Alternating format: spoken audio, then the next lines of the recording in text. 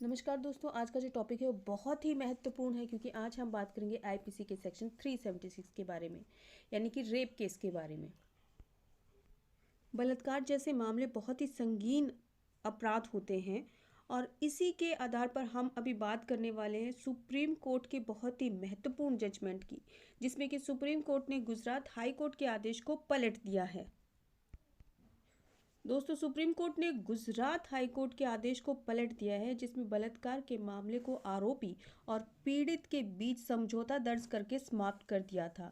लड़की ने प्राथमिकी दर्ज कराई थी, जिसमें आरोप लगाया गया था कि उसके प्रबंधक ने उसके साथ उसकी नग्न तस्वीर प्रकाशित करने की धमकी देकर उसके साथ बलात्कार किया था। आईपीसी की धारा 376, 499 और 506 सबसेक्शन 2 के तहत एफआईआर दर्ज की गई थी।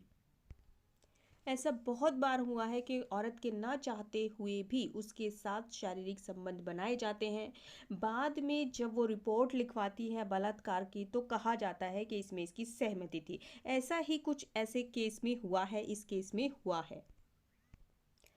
आरोपियों ने हाईकोर्ट का दरवाजा खटखटाया और कहा कि इस केस के संबंध में उनके बीच एक लिखित समझौता हुआ। इस पर ध्यान देते हुए उच्च न्यायालय ने एफआईआर को खारिज कर दिया और कहा कि एफआईआर में उल्लिखित आरोप और तथ्य अनुचित हैं और ये दुर्भावनापूर्ण लगाए गए हैं। अब इसके मामले में लड़की पहुंची सुप्रीम कोर्ट। इसके बाद पीड़ित ने सुप्रीम कोर्ट का दरवाजा खटखटाया और आरोप लगाया कि हाई कोर्ट ने जिस निपटान दस्तावेज पर भरोसा किया था वह धमकी और जबरदस्ती के तहत प्राप्त किया गया था। इसमें हाईकोर्ट के आदेश की गड़बड़ी से यह स्पष्ट है कि उच्च न्यायालय ने दोनों पक्षों के बीच हुए समझौते से यह निष्कर्ष निकाला कि अपीलकर्ता के उत्तरदाता दो के साथ शारीरिक संबंध सहमति से हुए थे। जब अपीलकर्ता का यह आरोप है कि इस तरह का दस्तावेज उसे धमकी देकर और दबाव डालकर जबरदस्ती के प्राप्त किया गया है, तो यह जांच का विषय है।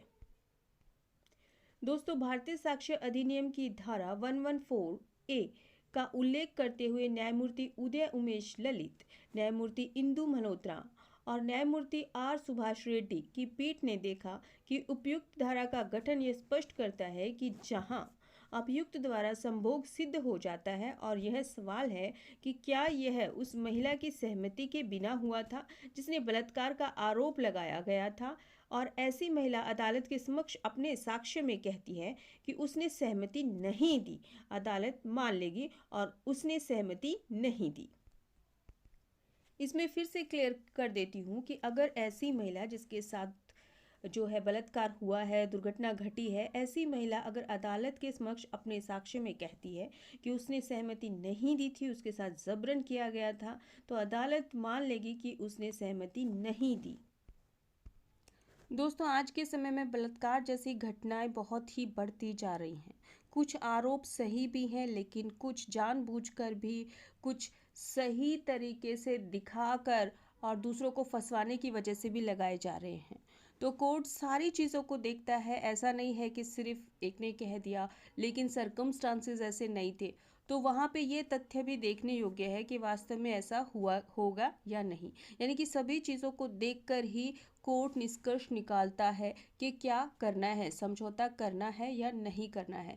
तो ये वीडियो उन सभी लोगों के लिए बहुत ही ज़रूरी है जो कि ये जानना चाहते थे कि आईपीसी का जो सेक्शन है उसका जो 376 है उसमें क्या होता है, किस तरह से बेल हो सकती है, किस तरह से आरोपी सिद्ध किया जा सकता है और किस तरह से जो झूठा आरोप लगाया है तो उससे भी बचा जा सकता है। ये बहुत ही महत्वपूर्ण जो है निर्णय दिया गया था सुप्रीम कोर्ट के द्वारा। तो इसी तरह से हमारे साथ बने रहिएगा। हमारा साथ देने के लिए और अपना समय देने के लिए आपका बहुत बहुत धन्यवाद।